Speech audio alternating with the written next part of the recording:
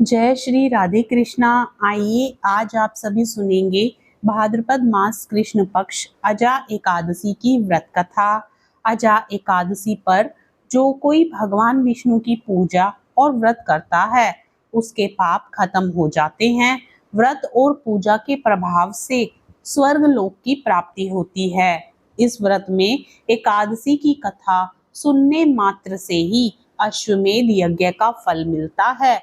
इस व्रत को करने से ही राजा हरिश्चंद्र को अपना राज्य वापस मिल गया था और मृत पुत्र फिर से जीवित हो गया था। अजा एकादशी व्रत करने से व्यक्ति को 1000 गोदान करने के समान फल की प्राप्ति होती है। तो आइए पूर्ण श्रद्धा भाव के साथ अजा एकादशी की व्रत कथा को सुनते हैं। प्रेम से बोलिए श्री हरि विष्णु भगवान की जय। एकादशी माता की जय। गौ माता की जय। लक्ष्मी माता की जय। सर्व देवी देवताओं की जय। अर्जुन ने कहा, हे पुंडरीकाक्ष, मैंने श्रावण शुक्ल एकादशी अर्थात पुत्रदा एकादशी का सविस्तार वर्णन सुना। अब आप कृपा करके मुझे भाद्रपद माह के कृष्ण पक्ष की एकादशी के विषय में भी बतलाइए। इस एकादशी का क्या नाम है तथा इसके व्रत का क्या विधान है? इसका व्रत करने से किस फल की प्राप्ति होती है? श्री कृष्ण ने कहा, हे कुंती पुत्र, भाद्रपद माह के कृष्ण पक्ष की एकादशी को अजा एकादशी कहते हैं। इसका व्रत करने से सभी पाप नष्ट हो जाते हैं। इस लोक और परलोक में मदद करने वाली इस एकादशी व्रत के समान संसार में दूसरा कोई व्रत नहीं है। अब ध्यान पूर्वक इस एकादशी का महात्म्य श्रवण करो। पौराणिक काल में भगवान श्री राम के वंश में अयोध्या नगरी में एक चक्रवर्ती राजा हरिश्चंद्र नाम के एक राजा हुए थे। राजा अपनी सत्यनिष्ठा और ईमानदारी के लिए प्रसिद्ध थे। एक बार देवताओं ने इनकी परीक्षा लेने की योजना बनाई।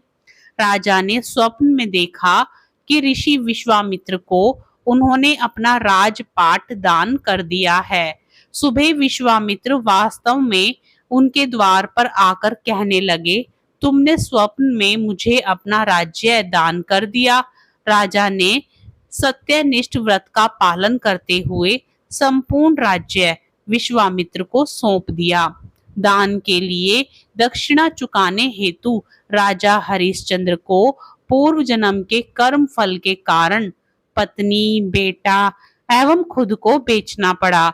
हरिश्चंद्र को एक डोम ने खरीद लिया जो शमशान भूमि में लोगों के दाह संस्कार का काम करवाता था। स्वयं वह एक चांडाल का दास बन गया। उसने उस चांडाल के यहाँ कफन लेने का काम किया, किंतु उसने इस आपत्ति के काम में भी सत्य का साथ नहीं छोड़ा। जब इसी प्रकार उसे कई वर्ष बीत गए तो उसे अपने इस नीच कर्म पर बड़ा दुख हुआ और वह इससे मुक्त होने का उपाय खोजने लगा।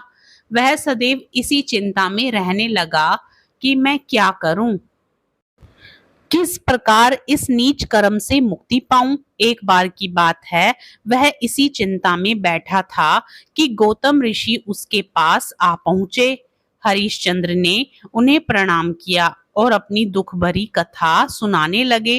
राजा हरिश्चंद्र की दुख भरी कहानी सुनकर महर्षि गौतम भी अत्यंत दुखी हुए और उन्होंने राजा से कहा, हे राजन, भादो माह की कृष्ण पक्ष की एकादशी का नाम अजा है। तुम उस एकादशी का विधान पूर्वक व्रत करो तथा रात्रि को जागरण करो। इससे तुम्हारे सभी पाप नष्ट हो जाएंगे। महर्षि गौतम इतना कहकर आलोप हो गए। अजा नाम की एकादशी आने पर राजा हरिश्चंद्र ने महर्षि के कहे अनुसार विधान पूर्वक उपवास तथा रात्रि जागरण किया। इस व्रत के प्रभाव से राजा के सभी पाप नष्ट हो गए। उस समय स्वर्ग में नगाड़े बजने लगे तथा पुष्पों की वर्षा होने लगी। उन्होंने अपने सामने ब्रह्मा, विष्णु, महेश तथा देवेंद्र आदि देवताओं को खड़ा पाया। उन्होंने अपने मृतक पुत्र को जीवित तथा अपनी पत्नी को राजसी वस्त्र तथा आभूषणों से परिपूर्ण देखा। व्रत के प्रभाव से राजा को पुनः अपने राज्य की प्राप्ति हुई। वास्तव में एक ऋषि ने राजा की परीक्षा लेने के लिए यह सब कौतुक किया था, परंतु अजा एकादशी के व्रत के प्रभाव से ऋषि द्वारा रची गई सारी माया समाप्त हो गई और अंत में हरिश्चंद्र अपने परिवार सहित स्वर्ग लोक को गया। हे राजन, यह सब अजा एकादशी के व्रत का प्रभाव था। जो मनुष्य इस उपवास को विधान पूर्वक करते हैं तथा रात्रि जागरण करते हैं, उनके सभी पाप नष्ट हो जाते हैं और अंत में वे स्वर्ग को प्राप्त करते हैं। इस एकादशी व्रत की कथा के श्रवण मात्र से ही अश्वमेध यज्ञ के फल की प्राप्ति हो जाती है। प्रेम से बोलिए श्री हरि विष्णु भगवान की जय। एकादशी माता की जय। सर्व देवी देवताओं की जय। ओम जय एकादशी, जय एकादशी, जय एकादशी माता। विष्णु पूजा व्रत को धारण कर शक्ति मुक्ति पाता। ओम जय एकादशी माता, तेरे नाम गिनाऊं देवी, भक्ति प्रदान करनी, गण गौरव की देनी माता, शास्त्रों में वर्णी। ओम जय एकादशी माता। मार्ग शीर्ष के कृष्ण पक्ष की उत्पन्ना, विश्व तारिणी जनमी, शुक्ल पक्ष में हुई मोक्षदा, मुक्तिदाता बने आई। ओम जय एकादशी माता। पोष के कृष्ण पक्ष की सफला नामक है, शुक्ल पक्ष में होए पुत्रदा, आनंद अधिक रहे। ओम जय एकादशी माता। नाम षटतिला माघ मास में कृष्ण पक्ष आवे, शुक्ल पक्ष में जया कहावे, विजय सदा पावे। ओम जय एकादशी माता। विजया फागुन कृष्ण पक्ष में शुक्ला आमलकी, पाप मोचनी कृष्ण पक्ष में चैत्र महाबली की। ओम जय एकादशी माता। चैत्र शुक्ल में नाम कामदा, धन देने वाली, नाम वरुथनी कृष्ण पक्ष में वैशाख महावाली। ओम जय एकादशी माता। शुक्ल पक्ष में होए मोहिनी, अपरा ज्येष्ठ कृष्ण पक्षी, नाम निर्जला सब सुख करणी, शुक्ल पक्ष रखी। ओम जय एकादशी माता।